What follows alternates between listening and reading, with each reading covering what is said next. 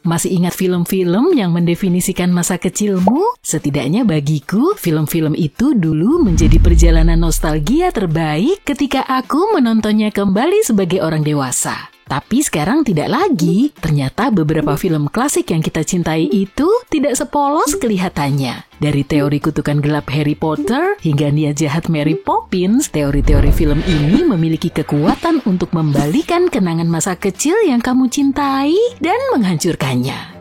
Kita semua tahu bahwa Harry Potter, pahlawan kita, menang melawan Voldemort, menyelamatkan dunia, dan hidup bahagia selamanya. Tapi bagaimana jika kisah ini tidak melulu tentang kebahagiaan seperti yang selama ini kita percayai? Jauh di dalam kisah ini terdapat ramalan yang menyatakan bahwa baik Harry atau Voldemort harus binasa di tangan satu sama lain karena tidak ada yang bisa bertahan hidup selama yang lain masih hidup.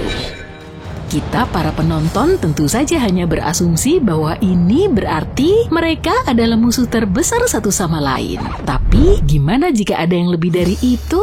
Gimana jika nasib mereka saling terkait yang berarti mereka hanya akan lenyap jika salah satu dari mereka mencabut nyawa yang lain? Hal ini akan membuat Harry dan Voldemort menjadi abadi karena keduanya tidak akan bisa mati secara alami. Ini juga berarti Harry tidak dapat bergabung dengan orang-orang yang dicintainya di alam baka, satu hal yang sangat dia dambakan selama kisah ini berlangsung. Sebaliknya, dia akan menyaksikan waktu merenggut semua orang yang dicintainya. Cukup suram ya, jika itu yang terjadi, kita mungkin akan menantikan sequelnya yang berjudul Harry Potter and the Endless Melancholy.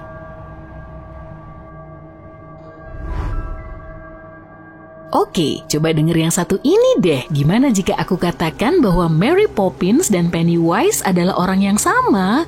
Ya, kamu berhak berpikir bahwa aku gila, tapi aku punya buktinya kok. Pertama, keduanya adalah makhluk gaib yang muncul kembali ke dunia kita setiap beberapa dekade, 25 tahun untuk Poppins, 27 tahun untuk Pennywise. Berikutnya mereka berdua menyukai anak-anak, terutama yang bernama Georgie. Mereka berkembang dengan emosi mangsa mereka yang masih kecil. Mary dengan imajinasi dan kebahagiaan, Pennywise dengan teror. Ditambah lagi mereka berdua adalah pencuri perhatian, senang menyanyi dan menari dalam rutinitas mereka yang menyeramkan. Tapi disinilah letak keanehannya, mereka berdua memiliki kemampuan untuk membuat orang melayang. Pennywise melakukannya di selokan, sementara Mary Poppins bersikeras membuat orang melayang dengan balon-balon andalannya.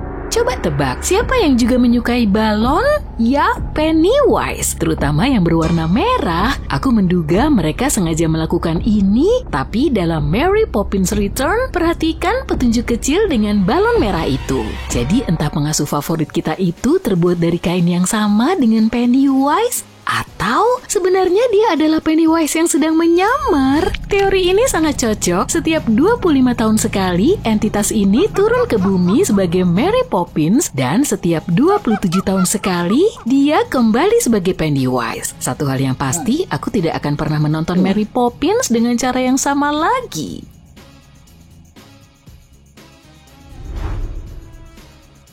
Serial Shrek yang dicintai ini memang membuat kita senang ya, terutama karena kita bisa melihat beberapa karakter dongeng favorit kita di sepanjang film sambil mengikuti petualangan si raksasa hijau yang lucu itu. Sekarang, yuk kita lihat lebih dekat sahabat karib Shrek, Donkey. Dia mungkin tampak seperti ciptaan baru untuk film, tapi gimana jika ku beritahu kalau dia sebenarnya berasal dari dongeng lain? Nah, ku ingetin kamu pada film klasik Pinocchio ya. Dalam salah satu bagian dari film tersebut, anak-anak yang berperilaku buruk dibawa ke sebuah tempat yang disebut Pleasure Island. Dan di dalam sebuah adegan yang membuatku trauma sebagai seorang anak, anak-anak nakal ini diubah menjadi keledai. Apakah itu terpikirkan olehmu juga?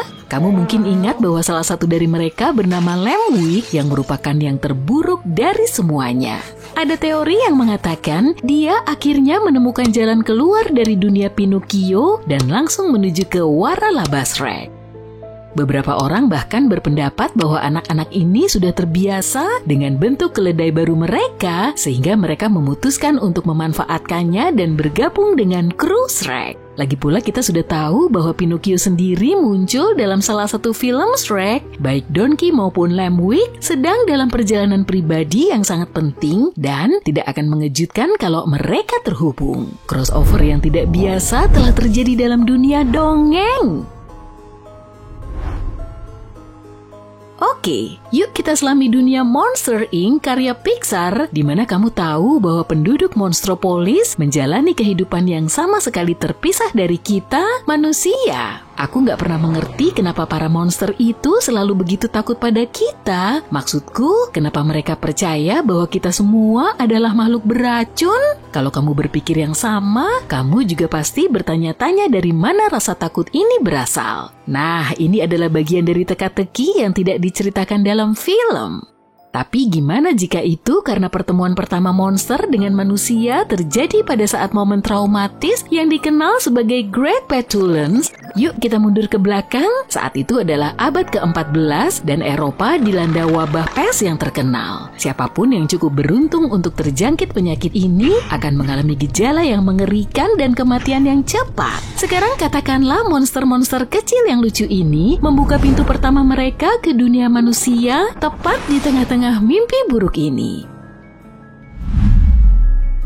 Katakanlah mereka terjangkit penyakit super menular ini dan membawanya kembali ke Monstropolis, menyebarkan kepanikan di antara kaumnya. Tidak heran jika mereka yakin bahwa manusia adalah masalah. Teori ini menjelaskan kenapa insiden 2319 menjadi masalah besar dalam film aslinya. Ketika seekor monster secara tidak sengaja membawa pulang kaos kaki manusia, maka terjadilah kekacauan. Tapi coba pikirkan, jika mereka yakin bahwa barang-barang manusia membawa wabah, maka semuanya akan menjadi lebih buruk. Mereka bahkan sampai mencukur monster malang yang menyentuh kaos kaki itu. Kutu bisa menyebarkan wabah pes, jadi menghilangkan rambutnya adalah langkah yang cerdas. Menakjubkan kan? Para penggemar film Toy Story mengatakan bahwa mereka dapat menjelaskan kenapa Woody begitu setia kepada Andy dan ingin terus bersama selamanya. Kamu mungkin telah memperhatikan bahwa sejak awal film Toy Story, kita melihat Andy berpindah dari masa kecilnya ke masa kuliah, tapi kita hanya pernah melihat ibunya. Mungkin kamu tidak pernah menyadarinya, tapi itulah alasanku ada di sini.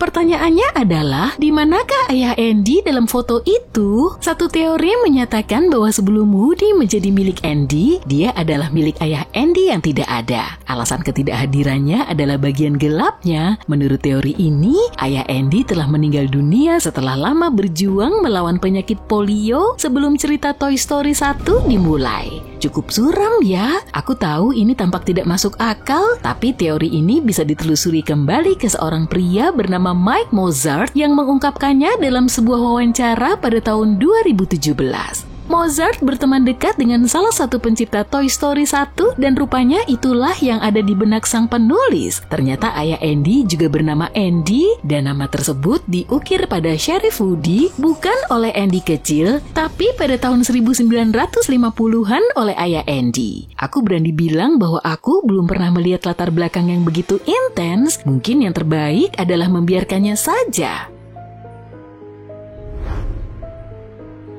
Aku tahu kamu mungkin menyukai Forrest Gump sama sepertiku, tapi terlepas dari jalan ceritanya yang manis dan mengharukan, film ini membawa sedikit kegelapan di balik permukaannya. Seperti yang dikatakan Forrest, hidup itu seperti sekotak coklat dan terkadang kamu mendapatkan yang pahit. Salah satu teori yang beredar tentang anak Forrest dengan Jenny membayangi pertemuan mereka yang seharusnya bahagia. Ada sebuah adegan penting dalam film ini di mana Forrest dan Jenny berbagi momen romantis. Setelah itu kamu mungkin ingat bahwa Forrest melamar Jenny, mencurahkan isi hatinya dengan penuh kasih sayang. Tapi tanggapan Jenny lesu, hampir tidak tertarik. Jenis reaksi yang dapat mematahkan hati seseorang itu menghancurkan hatiku jujur aja. Beberapa bulan kemudian, Jenny hamil. Tapi inilah teorinya, beberapa orang mengatakan bahwa Jenny mungkin sudah hamil selama pertemuannya dengan Forrest, menambahkan sentuhan suram pada hubungan mereka. Tapi mengetahui cinta dan kasih sayang Forrest yang tak tergoyahkan, dia mungkin menerima anak itu dengan sepenuh hati apapun situasinya. Aku jadi merasa sangat kasihan padanya.